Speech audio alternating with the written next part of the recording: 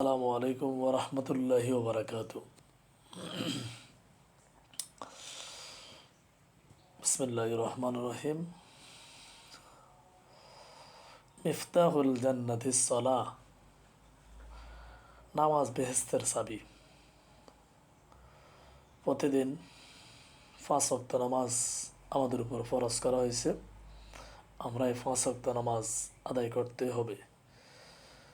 শরীরের জন্য যেরকম খাওয়া প্রয়োজন, আমাদের ঠিক আল্লাহকে এবং শরীর মন সুস্থ রাখার জন্য আমাদের দৈনিক 5 ওয়াক্ত নামাজ আদায় করা আমাদের উপর ফরজ করা হয়েছে। যাক আলহামদুলিল্লাহ, আল্লাহ তাআলা এই 5 ওয়াক্ত নামাজ আমাদের সকল মুসলমান নরনারীদেরকে আদায় করার মতো ব্যবস্থা করে দেন, তাদেরকে বোঝার মতো তৌফিক দান করে দেন।